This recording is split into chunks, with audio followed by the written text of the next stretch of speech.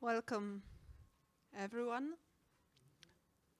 to the second part of a morning session of the Co-Designing an Inclusive Europe Roundtable, the event that has been co-organized by 10 teams of Horizon 2020 research and innovative projects. We are here. My name is Dominika Kasprowicz. I'm a director of the Villa Decius Association in Krakow, Poland, and I'm also a member of the So Close project consortium. I'm very happy to welcome you all here. I'm very happy to welcome all our publicity, our public that is watching us via Vimeo. Welcome.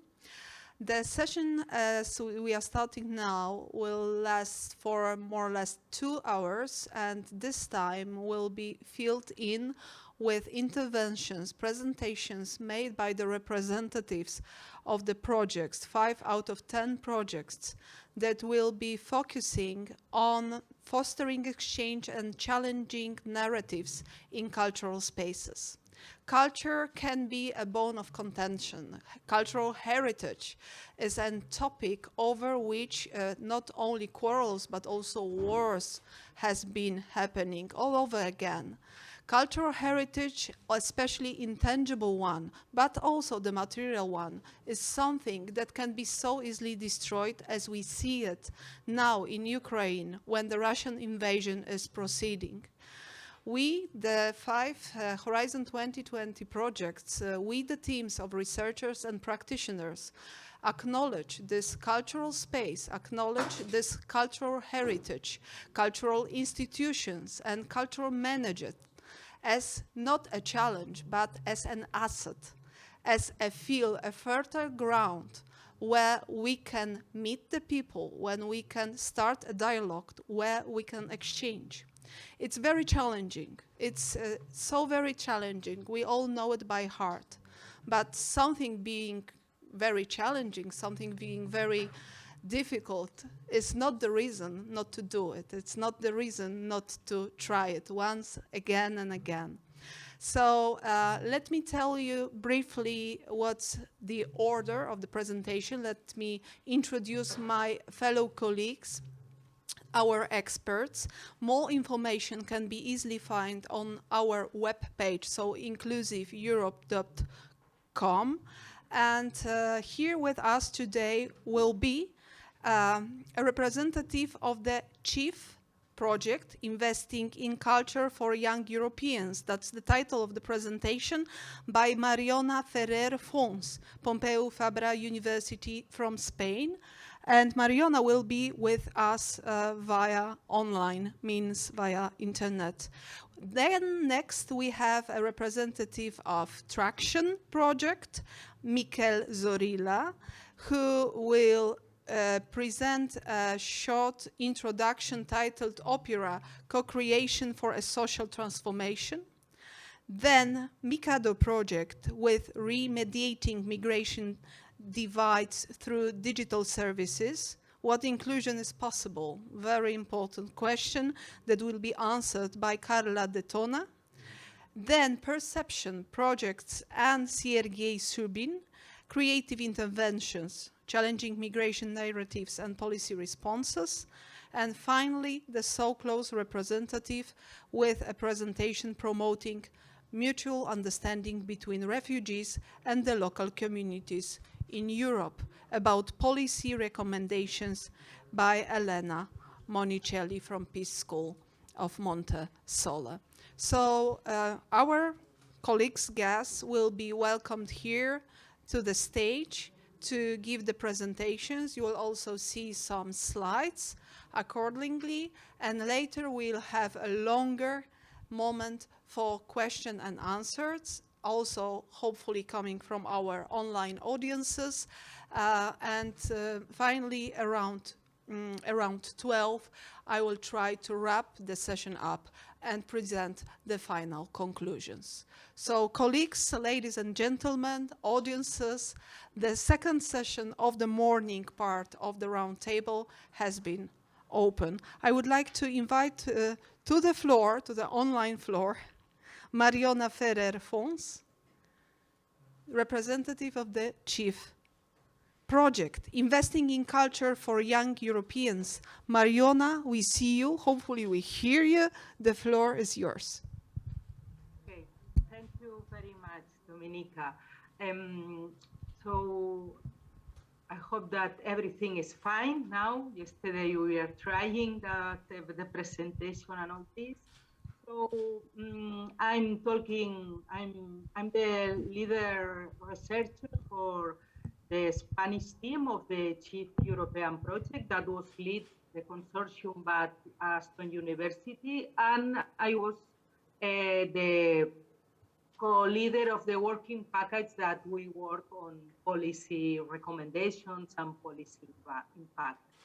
So for today, I will give a short presentation related to one of our policy results, and it's about the need of investing in culture for young Europeans. So the main issues that I will talk now will be this, first of all, our main argument, and then I will talk a bit about the cross-national evidence and some more specific policy recommendations related to that. So we really believe that there is a need of investing in culture for young Europeans. Chief Project try to analyze the processes and the context or environments that influence young people's cultural literacy, cultural practice, and 9 countries from Europe and some from outside. India, for instance, was also included. And we came to the project from the beginning with the goal of changing how cultural literacy was shaped and encouraged. No? One of the findings was that, of course, I'm talking generally, or in a comparative project, we know always that there is some cross-national variation, but we in general note a lack of understanding of young people's cultural identities and cultural practices, both sometimes by governments, but also from cultural institutions in itself. And what result of that, we believe really that there is an adequate funding for young people, cultural education and representation. And this also related to the topic of today, we find that this also, we find evidence of challenges to minority rights and how cultural diversity experience are understood in Europe. So one of the results of CHIEFS is that we propose strategies that advocate or that call for a more inclusive interpretation of Europe's cultural heritage as a base of cultural identity. And we really recommend that government and policymakers should listen and engage young people in decision-making processes, as well as provide adequate funding, just to fulfill a cultural engagement of young people. So how we came to that? So basically, I will talk now briefly for some of the cross-national findings. One was a narrow definition of culture. We find in many countries that culture and diversity was often understood still nowadays, considering that we have very diverse societies, but we still found that culture and diversity was often understood in ethno-nationalist terms, so it was a kind of tension between ethno-nationalism and multiculturalism, which pits we against the other. So definitions of culture that often were quite one-dimensional. And although we find that in general, governments express commitments to cultural and social tolerance through cultural education, we fail to recognize the complex relationships that there is between national identity or identities and inclusion. And this also came from national narratives that often do not engage critically with difficult past. And sometimes we believe really that there was missed opportunities to question some exclusionary views of cultural identities.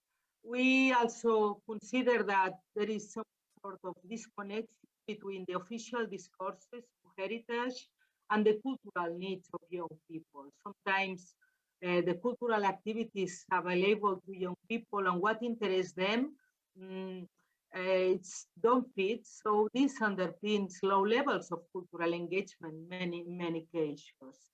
So we find that young people's needs are often best met by grassroots organizations or youth spaces that are led by them.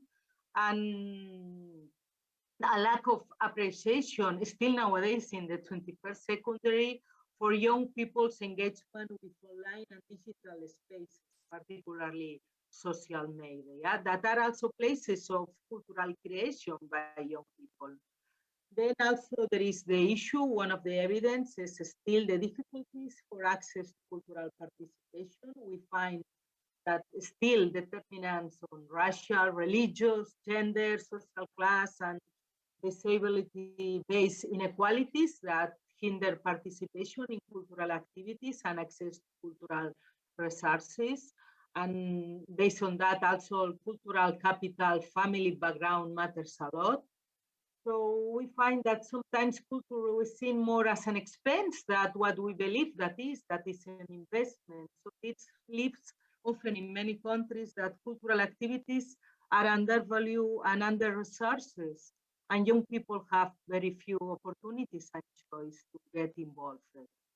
And this also came to limited opportunities for young people to participate in decision-making processes for just the allocation of these resources of cultural institutions and to be able to influence which activities are done or promoted among these cultural institutions. And finally, evidence on the formal educational research that we did, we did a lot of field work on schools, formal education institutions, and we analyzed the curriculum in 9 countries. So in many cases, we found a lack of promotion of cultural diversity in school settings. So it says that the school curriculum often do not reflect the really lived cultural experience of public families and local community. There was also in general a lack of provision of diverse cultural activities, both in school and through extracurricular visits to cultural heritage sites. And there is also a lack of provision in some places.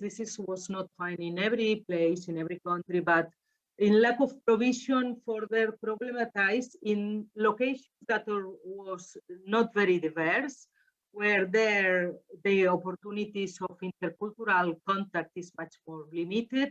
And there we find also some problems to couples that could live diversity in itself. And in some places also, not everywhere, but we find some examples racism and discrimination in schools that was quite normalized. So I came now to finish to some policy recommendations. We target like three actors or institutions. In general, for policy makers and decision makers, we believe that it's need to adopt a broad and inclusive definition of culture and use cultural practice as something very plural and complex. It needs also to work with multiple stakeholders when we work with cultural policy planning process. And it's very important both to include young people and also those from underrepresented groups or localities. It's also important to ensure that non-formal and informal organizations and groups are recognized and that they get public funding. And then equity should be a primary goal for cultural policies and work to implement programs that can mitigate the impact of inequalities. And also we think that it's important to create some sort of commission or mechanism for formal educational providers and try to find these gaps in the curriculum, how can be addressed. And also in those places that some discrimination practice are found, teachers also ask for more appropriate anti-discrimination training.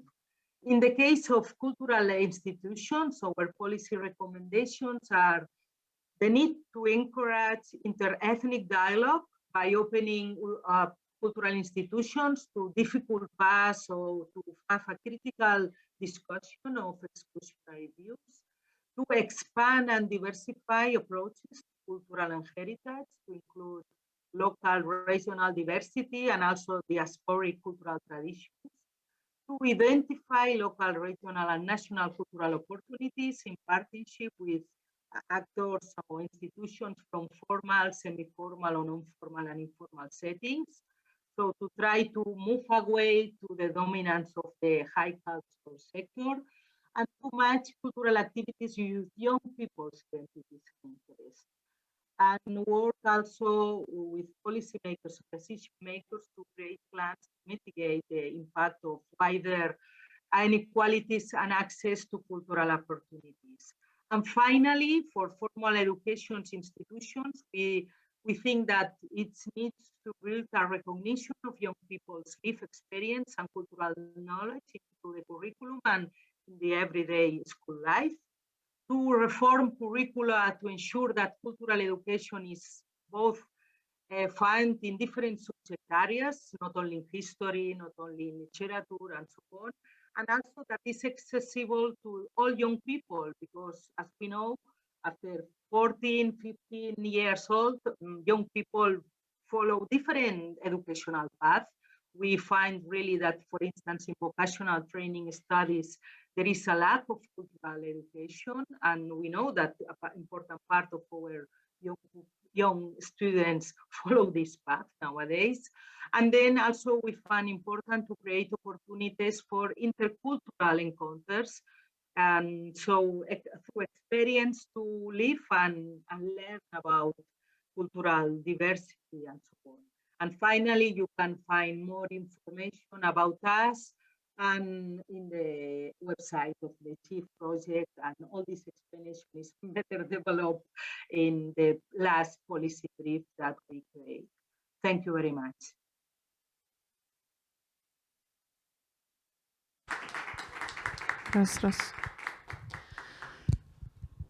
Thank you very much. It was a very timing and very rich in content presentation. It must be said that the cultural education, not only addressing the needs of the newcomers, it's actually a challenge to all the education system, I believe, throughout Europe. There is still not enough that has been done to integrate and to take on board those whose future, who has in their hands the future of all of us, actually. Thank you very much. We'll get back to the conclusions and to the recommendations that you have been presenting. And now I would like to invite Mikel Zorilla from Traction Project. Okay, thank you. Yeah, I do.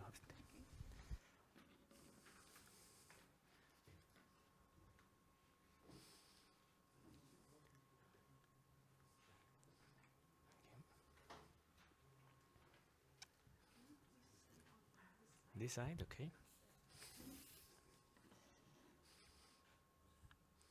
Now, hello, good morning. I want to present our research in the project Traction, which is opera co-creation for a social transformation. My name is Mikel Zorrilla, and I'm a researcher at Bicomtech, which is a research institute in San Sebastian. And I want to present what we are doing and have a reflection of what the role of opera could be in social inclusion.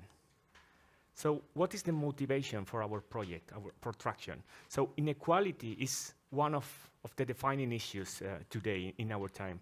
And it makes a lot of promises, like, for example, for populism and so on. And we are in a risk of losing the identity and the essential values of the European cultural space. And if we have it, Europe is a cultural space, or it is nothing indeed. So we really need to preserve these European values. And opera is in the heart of all of this. Opera is passion, it's a lot of disciplines, it reflects a lot of generations and a lot of inspiring cultures and all of things. But today, The typical spectator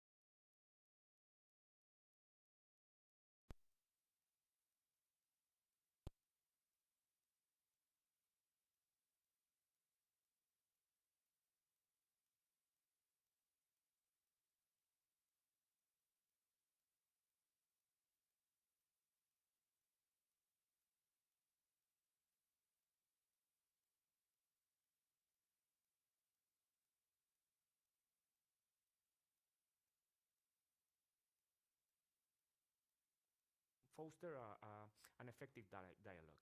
And we want to promote, of course, we want to disseminate what we learn. We want to disseminate our best practices, or not as a prescription, but something that it worked for us. So it could be also replicable in other art works, in other environments, with other communities, and so on.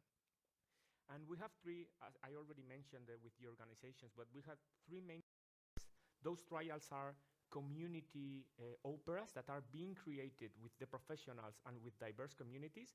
One is in Barcelona, which is being led by Liceu, and they are really doing an opera, for example, working with people with some kind of disability, such as cerebral palsy. They are working with the branding part together with professionals. They are working with amateur choirs, all of the neighborhood of Raval that are being part of the choir. They are also working for the costumes with organizations such as Top Manta that will be speaking after that and providing their background and so on. So they are creating a community opera in the Raval neighborhood, a neighborhood there are a lot of migrants, there are a lot of diversity and so on, and they are trying to unify all of that, or trying to represent all of that in the opera. On the other hand, we have another community opera led by Irish National Opera in Ireland, and they want to bring a virtual reality opera to all the diverse places in Ireland that typically don't have access to a theater, or they are not very populated. So they want to bring that with VR headsets, so everyone have access to those virtual reality opera that it's being also co-created with diverse communities in the terms of the composition, in the writing, and so on. And finally, we have another trial in Portugal, which is being led by SAMP, and they are doing an opera with inmates in a prison, young inmates from 16 to 25, and they are, with the professionals, with the relatives, with the workers in the prison, they are creating the opera. And Yeah, these three operas, during the first 2 years, we are now in 2022 ending the project, so we already performed a lot of co-creation activities involving a lot of people and a lot of activities. All the production processes have begun, and we believe that we are really on track to achieve our performance goals that will be all in 2022. And in this spectrum of from fully professional control and from non-professional control at all, in this spectrum of co-creation, the different trials are also very diverse. So we are learning a lot from these experiences on how to involve the communities and so on. And as I said, the technology is a very important or prominent part of the project, because we believe that really the technology can help to foster this dialogue, and we are mainly working on a tool, which is the co-creation space, that is a kind of discussion space where all the people can follow what the others are doing, can communicate, can discuss about media work, and can really foster the co-creation part, and also the co-creation stage, which is a real-time performance engine. So you can provide a performance from different locations at the same time and connect people during the performance itself. So for example, we already did some performances with the inmates, and there was a main stage with part of the inmates and professionals, another stage within the prison, because some of the inmates were not allowed to travel to the main stage, and also connecting to their, for example, mothers or relatives. So there was a very powerful image of an inmate singing to the mother in real time, and it was very touching and really providing this connection. So just to end, I want to show just some highlights of what we did. These are images for the preliminary opera performance that we did with the inmates. You can see here the young image from Leiria. Here is our production setup with all the technology that we are providing in the project and so on. And here we have more other related to the trial in Barcelona. We have part of the choirs that are very diverse from a lot of different places. Here we have a picture of Top Manta, and I really encourage you to follow the talk that Abdoulaye Papalaye will give after that. And we have also other representative. Here we have more user tests doing with people from SINIA, which are artists with disabilities and so on. And yeah, we are doing those, and we do this approach and this research interaction because we really believe that the day that all Europeans feel really part and welcome in an opera house, that we will know that we really have begun this to overcome this social exclusion. So that's our approach, and thank you very much.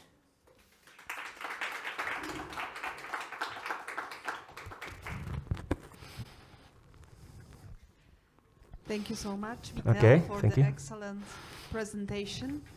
It's been quite bold of you to go after one of the most exclusive genres as opera is. Mhm. But as far as I know, although my Italian knowledge is not so very good, opera also means an effort, a joint effort, not only a performance. Of course, yes. So it was an excellent choice, and I really like the presentation. I believe all of us did. And now it's time for the insights from another project. This is Mikado, remediating migration divides through digital services. That's also very challenging. Please, the floor is yours, a colleague from Bologna University, Carla De Tona. Thank you, Dominika. And thank you, everyone, for being here and inviting. This is a very important moment of, standing more in the center. It's just I have my notes I want to give a look at. I wanted to thank you sincerely for bringing us together. There's a lot of crossovers with these projects that I've already seen, and it's very interesting to reflect together on these issues, particularly after these challenging times that we have gone through and we're still going through. So this is, as Anna Maria said before, it's, we are here yet again to talk about immigration, even though it's been so long, and still there's need for our reflections about this. I'll go back on my title, Remediating Migration Divides Through Digital Services, at the end of my presentation. But this idea of remediating as taking responsibility, trying to support and help through media. So ICT technology is important here. Now, to move to my first slide, I assume it's this green button here. I'm going to tell you what is Mikado soon, but first, I want to tell you what is Mikado for. What was the background, the context that brought to the realization of this European project. The key questions were how to improve management of migrant integration in the host communities. So these debates about inclusion, integration, they have been so long-standing and are still so relevant. And we wanted to look also from the point of view of migrants, how we can facilitate the opportunities they have to participate in society, not just be there as numbers, passive recipients, but participate actively. We can think of integration in many aspects, right? Even the old concept of integration, we can be debating, do we need integration, who is integrating who, and so on. But here, the purpose of this project was really to look at integration from the point of view of the service provision, from a very practical view. And there is, of course, difficulties related to acquiring reliable and accountable data. From the point of view of the public administrations and authorities, as well as from the civil society organizations and the migrants, there's a kind of saturation as well of information that changes very dynamically, very quickly. And there is opacity in the integration process. It's not a clear-cut process, unfortunately. Both for the migrants and for the organizations that have to manage integration. And one big issue is the data exchange, the information exchange, which one of the problems is this lack of consent management. How basically processing personal data collected through the administration, how is that related to trust, how it is circulated, and the level of institutional reluctance that goes with it. Who trusts what in all this process?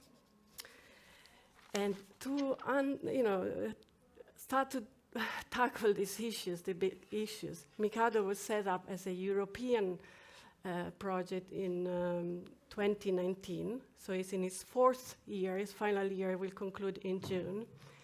And there are 15 partners, research institutes, technical partners, very important. Here we have developers and public administrations, they are partners, and there are other integration stakeholders and migrants, of course. And the aim has been to develop a technical tool, an ICT-enabled solution to favor and to manage integration. An application where all this change of information could be passed between the three target groups of these projects. Three target groups, the public administration, the NGO, and the migrants. The solution was an application which has been tested in 4 pilot cities. We have Antwerp in Belgium, Hamburg in Germany, Madrid for Spain, and of course Bologna for Italy. Focus on 4 themes, which are health, housing, education, and employment, that have been identified early on as key issues in the early phase, in the continuing phase of integration. From what concerned the point of view of migrants, the decision was made to look at newcomers, and particularly to refugees and asylum seekers, and thinking of women as a distinct group. So here you have some snapshots of what the application is on the mobile application so there are 3 interfaces, as I was saying, 3 aspects of this application. One which is used by migrants, largely programmed and designed for mobile phones, and the other for NGOs civil society organization and for public administrations at the level of desktop and computers. We got to this point after 3 years and a half of intense work, and the aim has been really to facilitate direct communication and data exchange between the target groups, customized and centralized information and service software through user-centric interfaces. This is very fashionable word now, user-centric, but it's really a key to the whole project. We need an application that works for the users, and the users are 3 different groups. It is an interactive technology and promotes data exchange technique through this chatbot and through dashboards. It's very difficult to bring this great amount of information all on a dashboard like this. It has been very challenging, and to define together what are the key aspects. Again, with a focus on migration, the intention has been towards providing a multilingual service. So each pilot city has identified 4 key languages that are spoken according to the demographics of the migrants, and the text-to-speech function, which is very innovative. It's just a clicking an icon that reads aloud the content. The approach has been that really a co-creation. That's why the crossover with many projects here is so fundamental, because this has been, from the onset, key to the whole design, how we design this project, how we analyze it, co-analysis, and then in the final stages, the co-evaluation and the co-implementation. These are big words. They mean a lot. They're very difficult to achieve. And I have to be, look critically at the project. We had to cross over the co-evaluation part. We wanted to, we tried, and it was decided at the level of partners, meetings, that was not possible. So what was technically is these photos that you have there, a lot of meetings, 5 for each pilot cities with multi-stakeholder collaboration, stakeholders, collaborators, and workshops where there were interactive games like journey mapping, of course, qualitative interviews and focus groups. And the very final part is that of the usability test and public piloting that maybe we can talk more in the discussion later. So there is a lot of aspect to the project so large and so big like this. I've tried really to focus it down to something that can be useful for us as an arena, a platform for further discussion. So what worked with Insight? It worked that we had included in this project a new type of work package. It was a work package called Local Uptake and Sustainability, which had dedicated task to figure out how to get this application out there, not just nicely put in our final reports, but something that works really. It also worked very well that there was 4 out of the 15 partners were public administrations. They were included from the onset of the project. They were part of it. So they also helped sustaining the project, so that we are at the moment having successful outcome of at least 2 pilot cities who have embraced to some level and extent this application. So it's not gone. It's not just out there as a theoretical project. It's going to have effective outcome. Of course, this is a project that I just wanted to empower individual users, especially migrants, and we have already collected enough evidence that's happening thanks to this application. By, first of all, enabling direct participation. People can actively look up what they need, and we have a section called Guided Process, where we have a step-by-step function to guide in this very complex arena of service provision. You really can get lost. To be honest, as a newcomer, it's even more challenging. So this guided process, just making it very synthetic, very clear what has to be done, has been one of the successful functions of this application. And also there is possibility to upload documents, to follow up what the procedures are, and this personal integration process monitoring that can be done by the users themselves.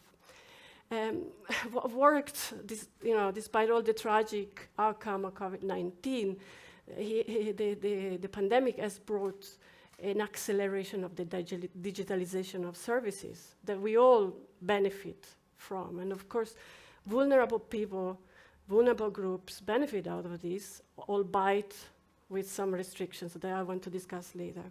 And there is this concept of democratization of innovation that is often used in technical discipline to say how in open source software, for example, people can add little bits, so there is this technical democratization of innovation possible, but it's also possible at the social level, and as an effect there's on migrants.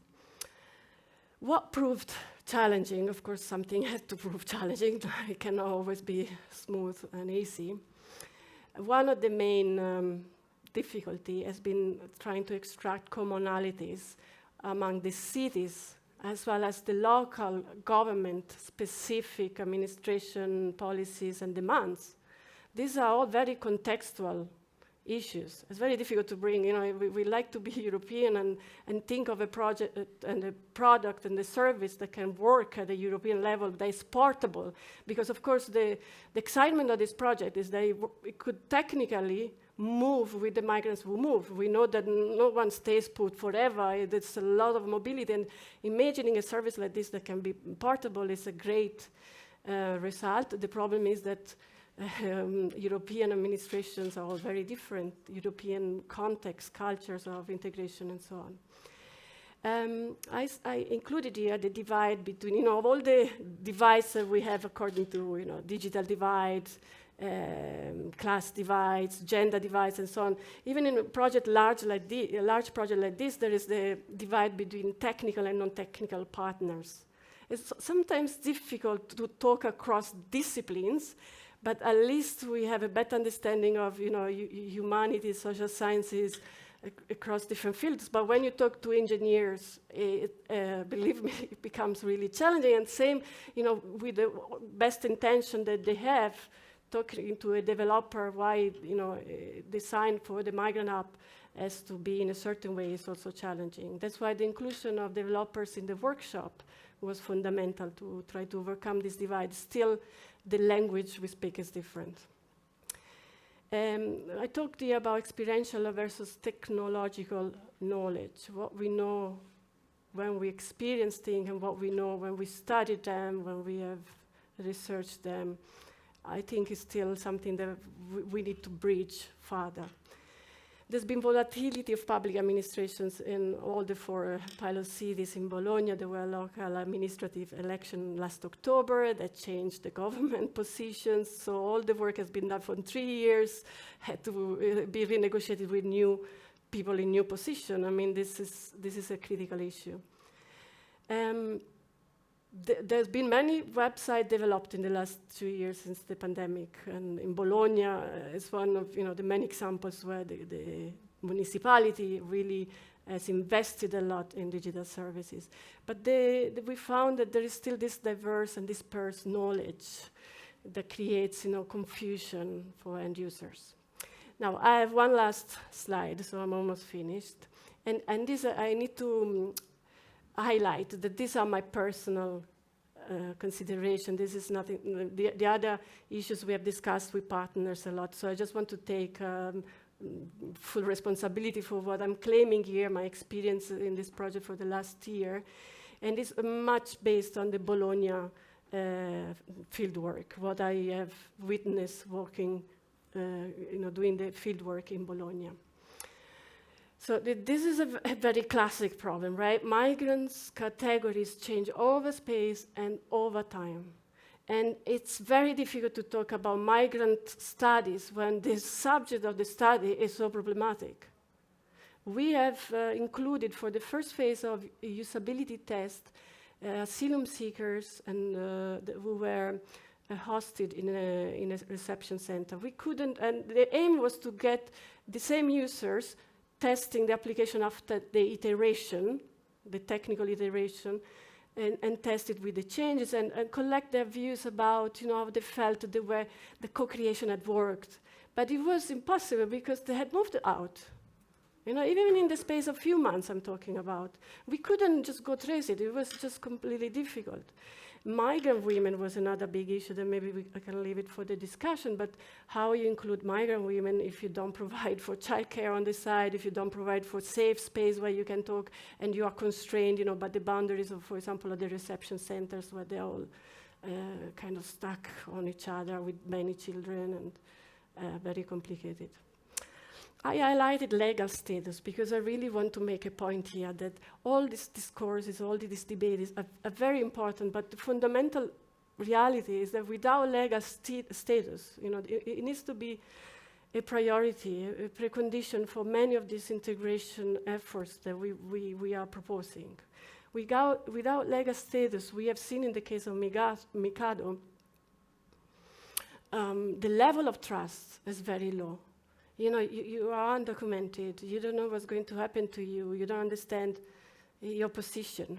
How can you trust an application that collects your name and surname? And even for the migrant application, we opted for an option where you can search the data without logging in for this problem of trust. And yet it was very difficult to get migrants really to trust this because there is mistrust. There is, you know, data concerns, data protection, they remain in place. There are a lot of structural inequalities where migration and all the work we do around it take place. And technology is not in a vacuum, we know it happens within structural hierarchies. And this is very evident in language barriers that remain despite our effort to create multilingual app. The languages are very different, the way they are spoken from official, you know, translation to the whole, you know, countries with such diversity of language. Even the text-to-speech, unfortunately, many places didn't work. And the digital divide, that still is a big issue. There is evidence that migrants use a lot ICTs, but in a way that is useful for communicating, you know, with the diaspora, with their transnational communities. There is still a lot of training and preparation that's needed to bring that divide to close the gap. We also collected evidence of this research fatigue. In the end, Bologna is a very saturated place to do field work because the NGOs, the civil society organization, they have a very important role in determining access to the migrants, and often the migrants you get are the ones that, you know, they are better educated, they are better more available in terms of, you know, work times and so on, and you find that there is this kind of fatigue that they are asked to be researched on and on. Some tokenism, to put it in soft words, that could also, you know, think about racialization and racial divide. We collected from our questionnaire response from, you know, it was a quantitative questionnaire with open questions. So we didn't have a chance to go back to our participant and ask her or him, why did they just cross it over as white people stuff? But you really do get a sense that there is a big divide here. What is important for us as practitioners, researchers, policymakers is very different. And to conclude, I just want to leave us with this question. There's been all these divides we have witnessed, and we have collected, you know, we really worked for 4 years, 15 partners, numerous meetings and interviews. But whose narratives did we collect? Did we reach all, you know, the most vulnerable groups?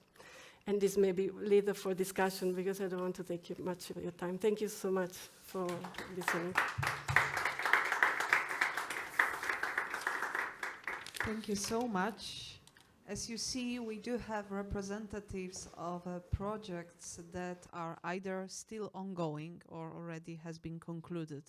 It's also an important part of this round table to share the experiences that can be used actually ad hoc on the way to the final conclusions of the others. So thank you very much for all the insights and all the slides. And now we jump on creative interventions, challenging migration narratives and policy responses. So again, the clash of the world of politics and the world of newcomers, the world of human beings. Perceptions, Sergei Shubin, the floor is yours.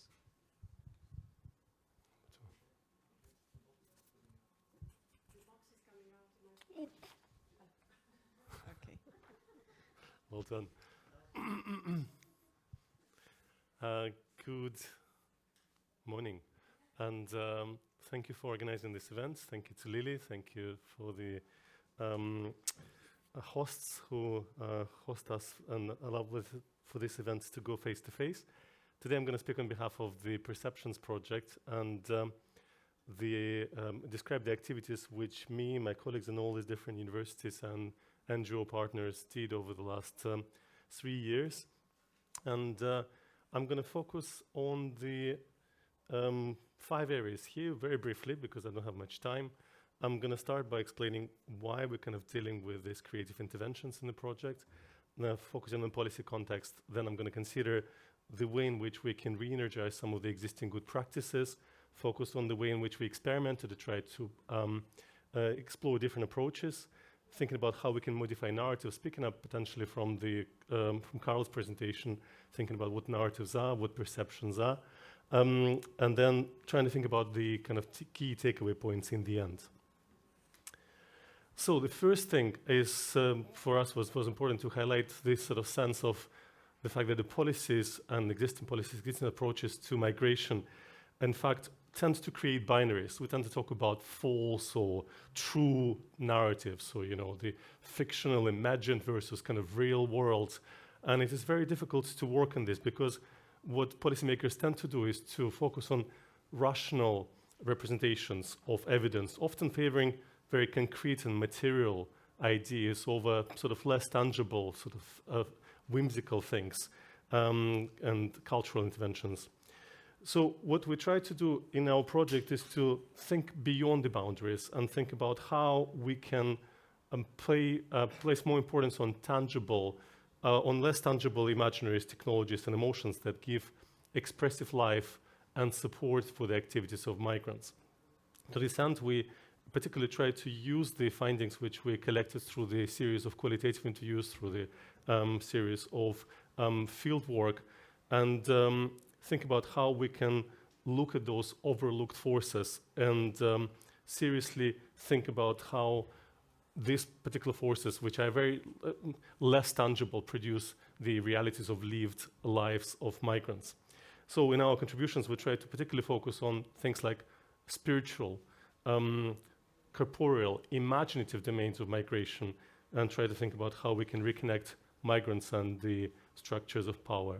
So, drawing on the impacts from our study, we're particularly interested in context-sensitive, socially and culturally appropriate approaches which can help to widen the scope and increase the impact of particular policies and focusing on hospitality and welcome to migrants.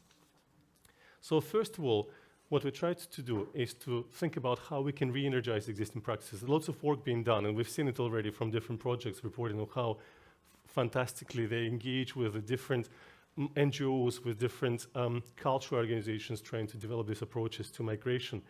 But what we were really keen to do is to how we can think about different kinds, different formats, different expressions of migrant knowledges within the particular situated context, how we can think about the importance of these different forms and the context in which knowledges emerge.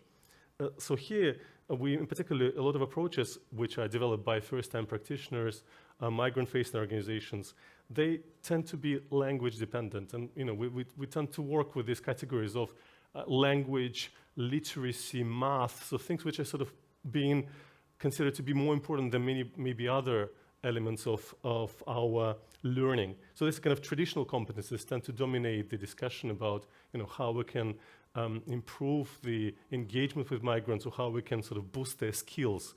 And what we're really interested in is how we can think about other ways of creatively learning, doing things which are not necessarily focusing on these traditional competencies. So to this end, we explored a range of creative practices like filmmaking, photography, music, drawing, and trying to think about how we can link those things which I consider to be professional with sort of less professional, amateurish experiences. So, you were talking about, I'm referring to the people in the audience here. So we're talking about the Attraction project, which was really trying to bring together the professionals working in the opera with kind of less professional people. And we're trying to think about how we bring together those people who are less experienced and more experienced together, how we can learn together and develop these creative outputs. So one of the examples of this work is our attempt to reimagine perceptions, the findings from perceptions projects through music and sonic media. So what we try to do is to develop a conversation across borders. So we had an event which was staged physically in Wales, and then we tried to kind of link together with the migrant artists, refugee artists based in Sicily and in Cyprus. So we kind of tried to see how we can make these things work. We particularly drew on the findings of the Perceptions project. So we tried to think about the key ideas which emerge from Perceptions, focusing on the themes of hope, faith, community, and disorientation, something which migrants told us earlier. And we shared the quotes, shared the drawings, shared the visuals which we collected during the Perception ethnographic work, and then tried to encourage the musicians to reflect on those different themes and play it, express it in music, which was quite difficult. And what was really interesting for us is to try to see how the musicians can pick up these themes and then improvise together. So the musicians from Sicily, for example, played the music, and then local musicians in Wales then responded to it, tried to play together, tried to collaborate, responding to each other's compositions and musical improvisation. You can see there the artists playing on the photos. Unfortunately, I couldn't play the music, which would have been fun. What the third thing which we try to do is to try to avoid domestication of the key issues. It's so easy for us to, as working with policymakers, to sort of get used to certain ways of doing things. And we're very keen to reshape existing practices to include possibilities for experimentation and avoid routinization, foreclosure, and domestication of issues like safety, integrity, security, and perception in relation to migrants' expectations. So migration, as you know, usually blurs boundaries, and we've seen it between technologies, between emotions, between the physical objects. So it's really unthinkable for us to try to separate these things and try to compartmentalize them. And in this context, it's very difficult to understand what is considered to be knowledge and who produces that particular knowledge. It's contested how this knowledge is made. So we're very keen to avoid these divisions, and in our project, we trying to produce materials that encourage improvisation and spontaneous interventions for acknowledging contradictory migrationary narratives and trying to unsettle migration stereotypes. We were keen to bring together diverse materials, such as technologies, memories, emotions, which generate surprising encounters, unexpected things, allow for alternative responses to them. So what we're really keen to do is to think about shifting points of view, different voices, different speakers, how we draw attention to the ineffable, intersubjective, and more than rational, something which is really difficult to comprehend, which lies outside the rationality and knowledge. So one of those examples is our attempt to reimagine migration stories through the animation workshop. So there we try to do is several approaches to dealing with it.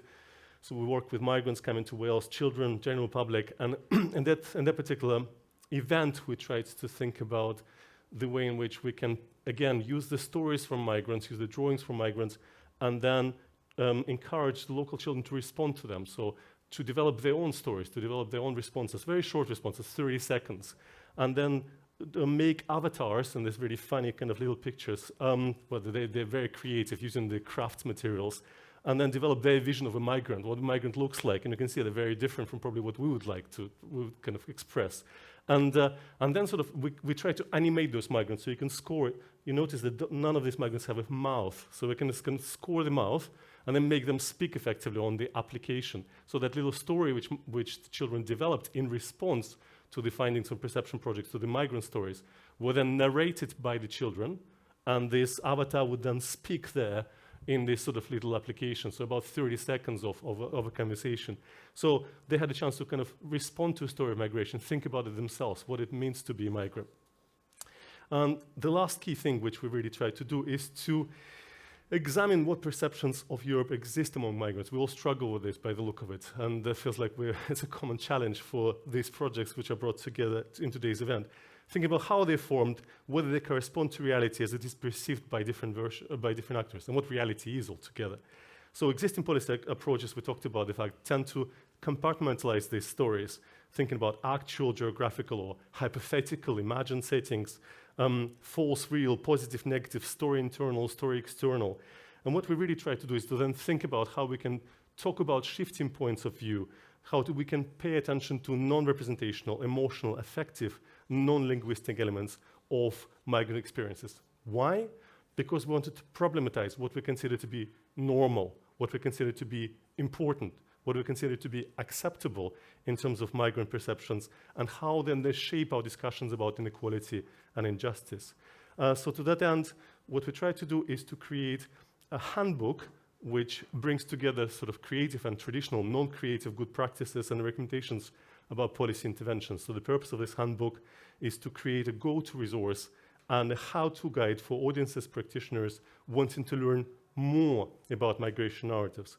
And what crucially we did there, we tried to first bring together the different findings from our projects, from empirical data collection, then our review of existing studies, and a desk research conducted to collect, select, and collate existing good practices. So we didn't want to reinvent the wheel. We kind of seen a lot of work being done, and we used kind of QR codes to link to these particular studies so that practitioners can find easier connections and access to external resources and further readings.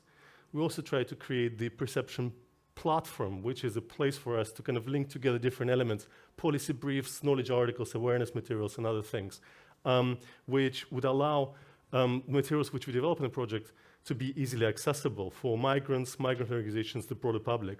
And among the policy briefs, we use the studies which we conducted within perceptions, where we particularly try to look at the things like dissemination of European funding information campaigns. So one of the studies, which my colleague Alaji is going to speak about later, focused on the migration from Gambia to Europe and the findings from the qualitative interviews and stakeholders, journalists in Gambia, who were sort of reinventing, rethinking the way in which migration unfolded, how different philosophy was used to justify movement of migrants between Gambia and Europe. So key conclusions, key things which we wanted to take away from it, if we can suggest those, are the sort of 4 points which we try to highlight based on the findings of the Perceptions Project. First, we are very keen to think about going beyond utilitarian, practical representations of migrations, thinking about different visions, alternatives, maybe not necessarily useful, thinking about what is useful altogether,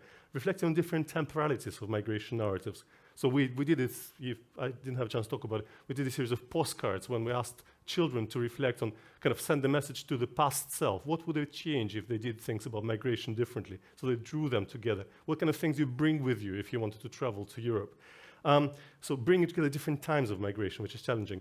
Developing collective, more than linguistic articulations of migrations through music. So that required engagement with different audiences. So we already talked about looking at particular vulnerabilities, different people who experience migration differently, different social competition, cutting across age, ethnicity, gender, different levels of skills, amateur and professional. Then thinking about variety of techniques, and I mentioned a few techniques here, visual art, music, storytelling, which provide not just rational reflection, but also the expression of less tangible elements and outcomes of migratory process, sensory experiences which produce migrant perceptions. I'm thinking about different understanding of creativity altogether. Thinking about emerging outcomes, what we're really keen to do, and I think that probably plays along with, again, with the Traction project, where we're not that bothered thinking about the material outcomes and products of the project, but actually thinking about the very process of doing things, which was really important for us. Something which is continuous, something which cannot be materialized and brought as an object and delivered to the European Commission. We will deliver things to the European Commission in different ways, I should say that. But we wanted to open up opportunities for different kinds of meaning making and practice-based critical inquiry. And the last thing, we really wanted to focus on differential impact. I mean, we understand the importance of supporting economic development and, and material things which would support the lives of migrants, but we really wanted to think about inclusion of vulnerable people in different ways, widening participation, giving them voice, community activism, increasing attachment to place, community cohesion. So we really tried to think about how we can change behaviors, people's attitudes to things, which are really difficult to do. So thank you very much.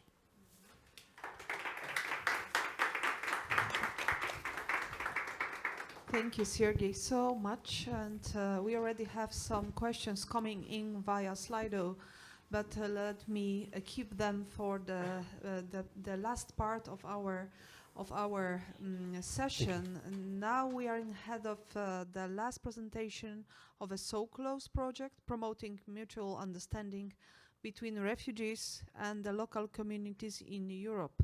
Policy recommendations. Monica, the floor is yours.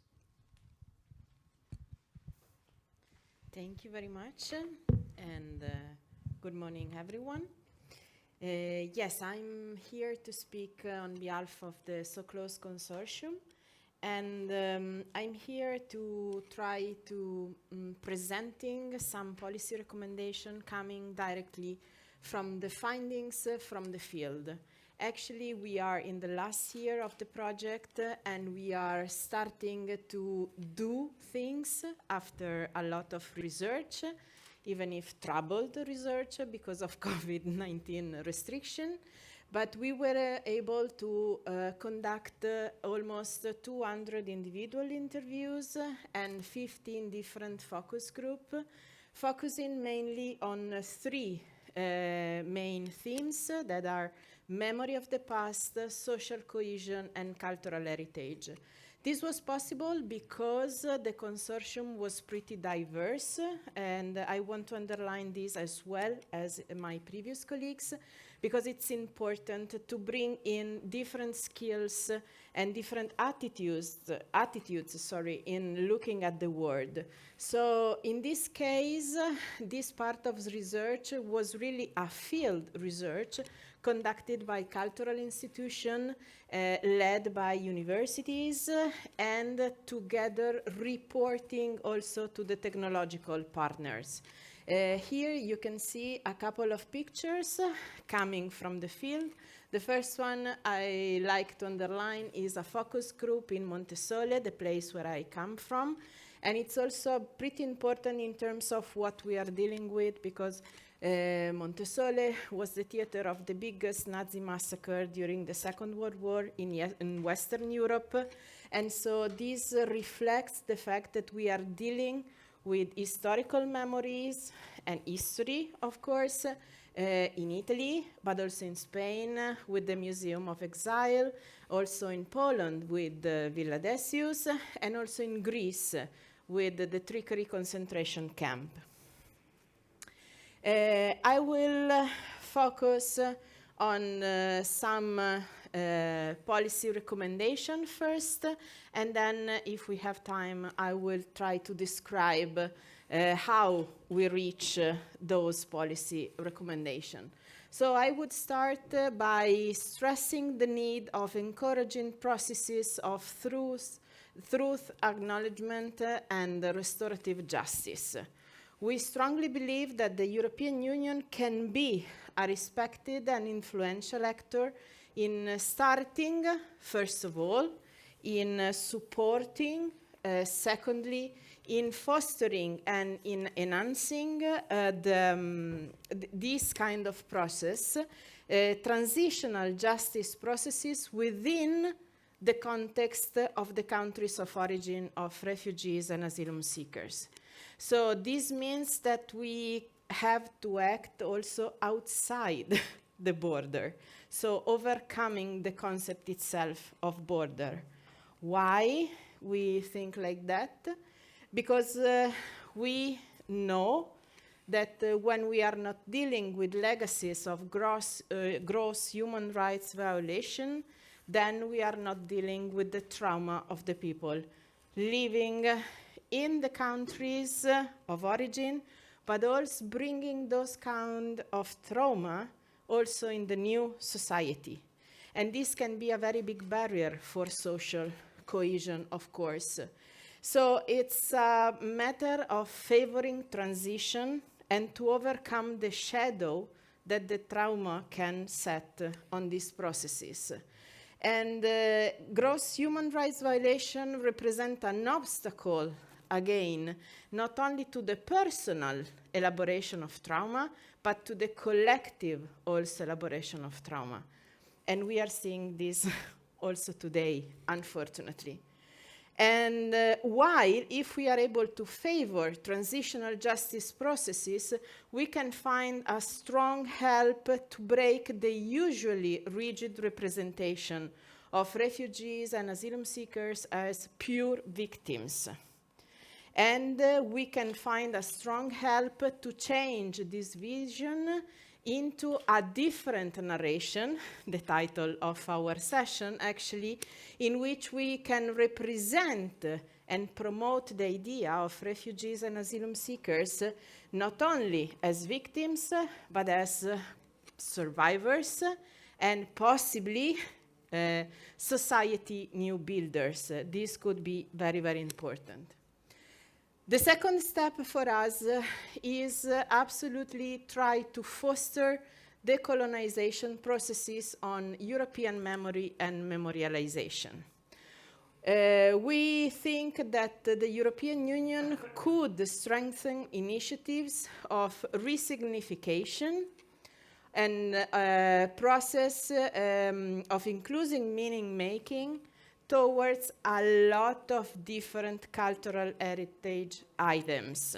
I would summarize that like this, meaning that we have to change really again the narratives in terms of an unbalanced, violent and unjust partner of relationship among countries and population. Why this is so important in our opinion? Because basically colonialism is something that Europe is not dealing with enough. And the point is that, of course, it's important to research and pay tributes to the events connected to World War I, World War II, and the Cold War. But if we don't face the dark side of the moon, of course, social cohesion is impossible nowadays. So if we really are living in a globalized world, it's obvious that we may pay the same attention to those periods in which it was a matter of European countries to express their will of conquest, domination, and supremacy. So to say, colonialism. Again, I really like the fact that also from other projects we were paying attention to the educational system. And in this respect, we think that there's a strong need to encourage inclusive and curricular study programs for schools. So the European Union could encourage each country education system to set this kind of program. So it's not a matter of controlling curriculum, of course, but again, if we take lessons from the previous policy recommendation, we can build something different also for this very formal and structural educational system, not only in terms of non-formal environment. This is pretty important because migrants, and specifically also children of refugees and asylum seekers, are entering schools. And they need to find a proper environment welcoming them. So till now, again, taking the lesson from the previous policy recommendation, history and memory were taught from a Western-centered perspective, in a way. And in this respect, we think that colonialism left a very deep footprint in the mindset of Europe, establishing strong hierarchies and again, how can I say, perpetuating a mindset of supremacy in some way. So it seems that we have memory and others have not memories. We have cultural heritage and some barbarians outside are coming. And this is a problem because we think we have to feed other people with our memories and cultural heritage.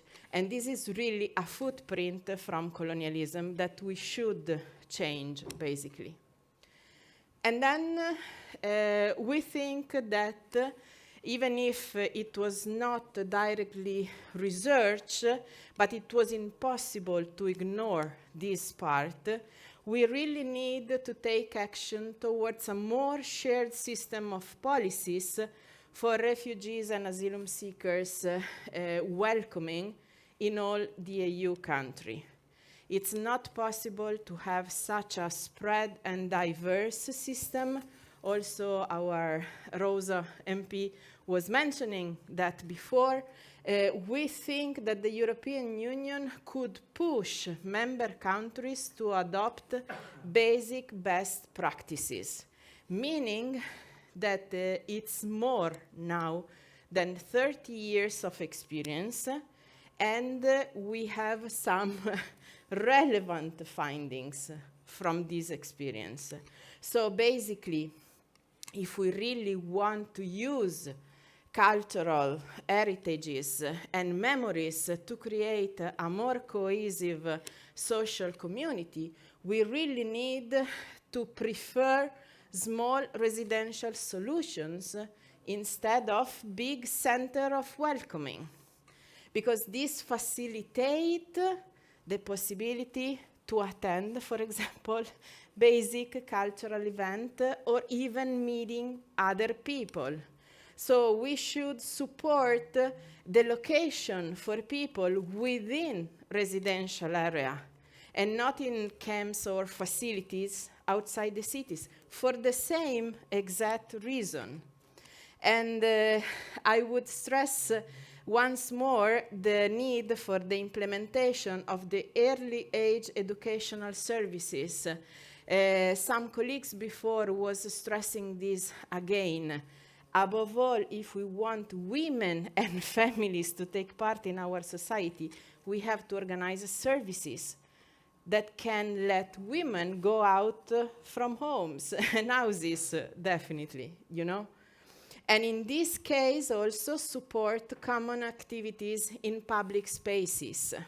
So in order to let the communities encounter.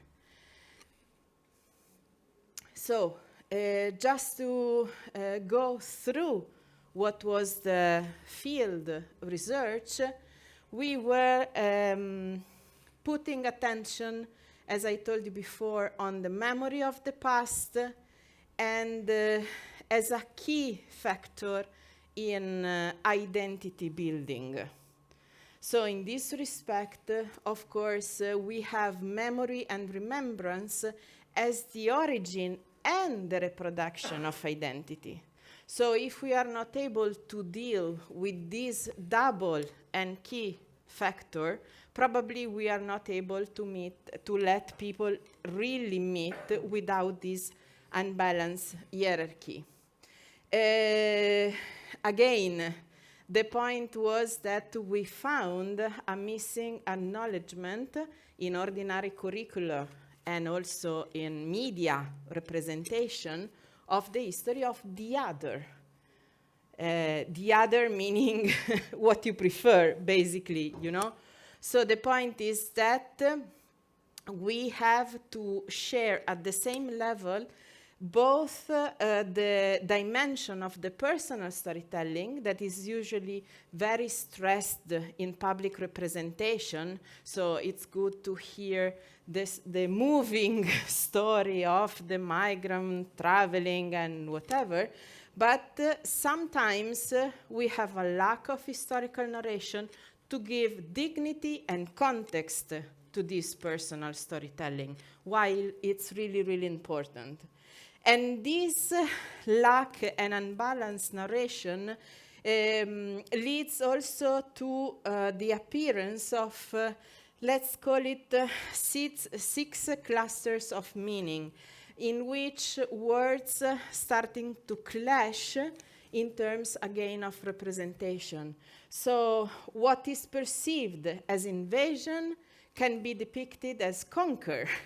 But these two concepts, of course, are clashing. In the same case, an attack can be an escape from the other point of view. So the point is to try to represent the unbuilt first, and then represent all the possible cluster. In terms of social cohesion, one point that was really important in our research that was conducted, of course, with different stakeholders, among which refugees and asylum seekers, is that there's apart from prejudices linked to national frames, there was a very subtle discrimination connecting the basic human rights to merits and values. So we should pay attention to human rights of people because they deserve. But human rights, are not a merit-linked issue. You know, otherwise we should name them differently. And also in this respect, there's a strong need to evaluate and to try to change the narration of the expectation from the host countries. Because often the narration is that refugees and asylum seekers are an economic resource.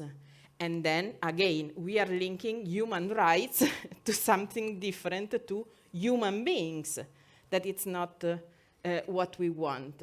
And again, in terms of social narration and cultural heritage, considering refugees and asylum seekers born with the travel, born with the journey. But they are people before the travel, and they are people after. So there's a matter of considering human beings as such. And just to close with a final remark, of course, we were dealing also specifically with cultural heritage, so we detected a strong will to share personal stories, of course, but we were asked, please share all of it, not only the part that are useful for your narration. So this was a very strong request. And on the contrary, or on the same page, but as a consequence, the point was to unbuild also the representation of refugees as ambassadors, but they are people. They are not exotic. It's not something, oh, let's go to the XY restaurant because it's exotic. They are human beings again.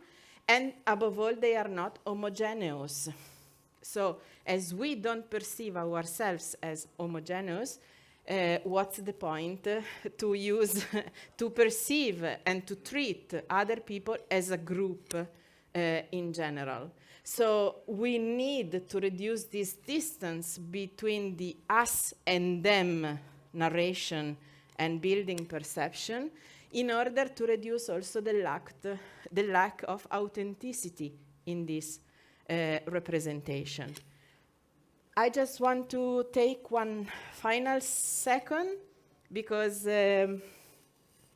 also I was preparing this presentation before the beginning of this week, and so I would like really to add a fifth policy recommendation to the list, and I would really like for the European institution to make the diplomacy work at its best in order to avoid new wars and then new displaced people. Thank you very much.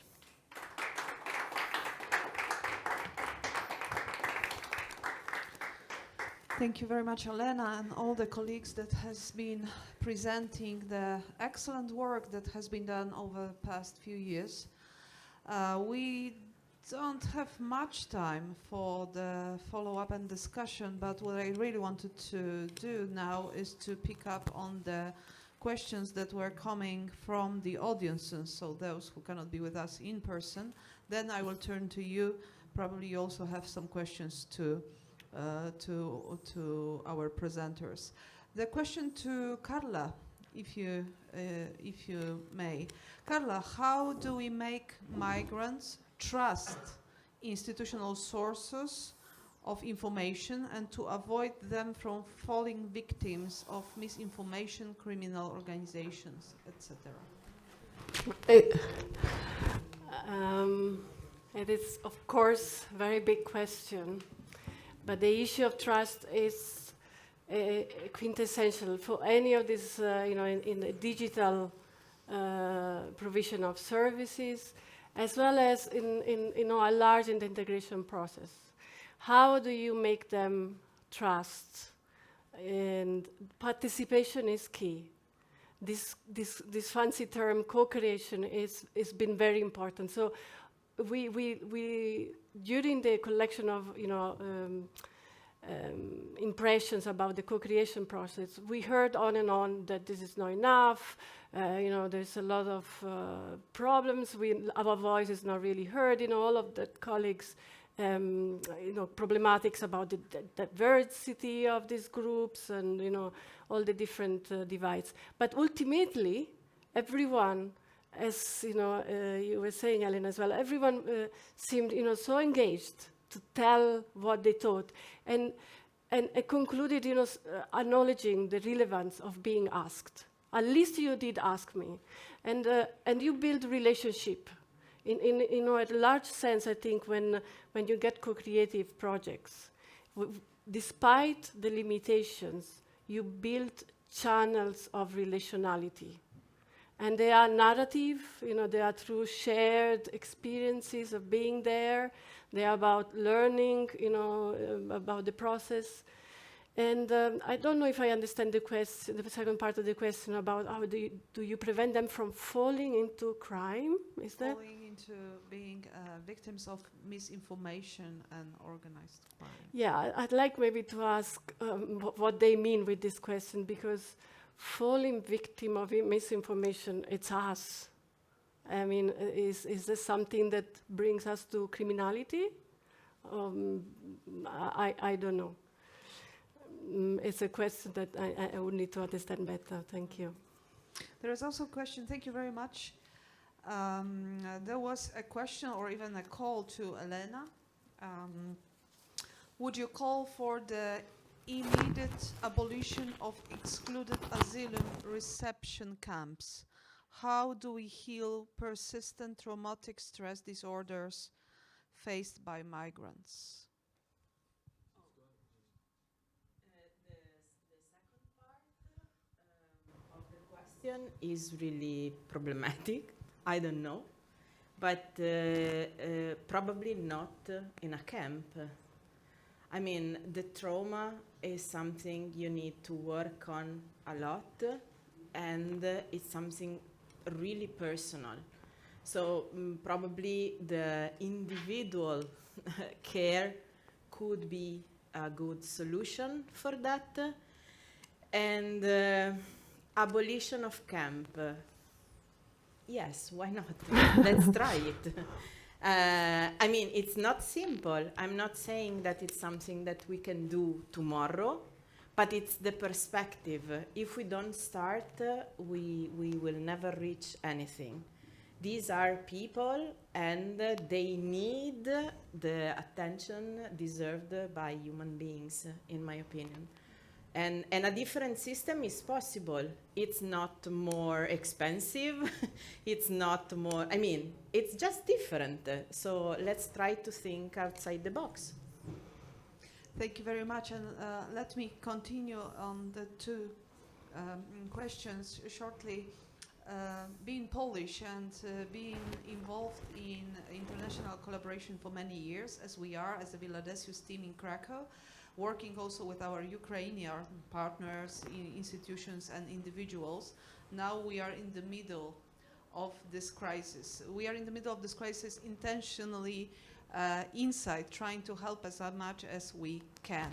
But we are, me as an academic also, I see it from a bit of a distance, and apparently an ongoing humanitarian crisis in Ukraine that results into a flow of migrants, of refugees to Poland and eventually also to other countries of the EU from the east, actually is happening as we are standing here and now, but it's also happening in totally different circumstances and totally different environment that in the western part of Europe, a few years back, it was happening, but also it's different what we have experienced in Poland in the past few months and past few years with other smaller but also important challenging inflows of migrants. Why? Because simply the people are over-jumping the heads of officials. There is an infrastructure ready and steady at the borders, but it's empty. It's almost still empty. The people are going there with their private cars, picking up refugees, whoever would like to jump on board and bring them home.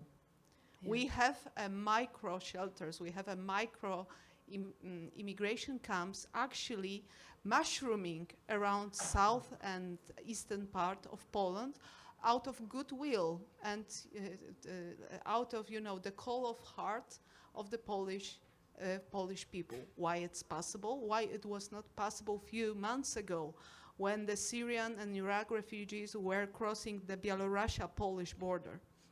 Probably because we have had this cultural heritage in common. Probably because we have had the experience of years of joint ventures, of the joint projects, of the exchange. Probably because we have had a chance to meet a Ukrainian colleague, female, male, worker, a colleague, student, some time ago. All that was missing a few months ago when we talked about a refugee crisis at the Belarusian border, not about Belarusians themselves, but the Iraqis and other from the so-called third countries trying to get in. I hope that we will learn the lesson on the way. We are obliged as Villa Decius to bring all the lessons you give us home and to inform the stakeholders, the policymakers, to learn it, not to make the same mistakes again, because we are at the verge, at the eve of the biggest humanitarian crisis of this part of Europe in many years. Sorry for this very personal intervention, but I believe that this is the topic that that is overshadowing the event of ours today, but is also in minds and hearts of all of you. We do also have another question to Sergei. To what extent, a very important one, considering the purpose of our presence here, to what extent the policymakers are interested in the results of the projects like this, especially if the topic like migration, immigration has been so challenging and disputable? I love the question. So speaking as a policymaker, I think it's really difficult to judge what policymakers are interested in, and I think there are different kinds of policymakers. We should really consider it carefully here. We've seen the colleagues from European Commission speaking as well as European Parliament earlier, and although their remit and their interests overlap, they clearly have very different attachments to the topic.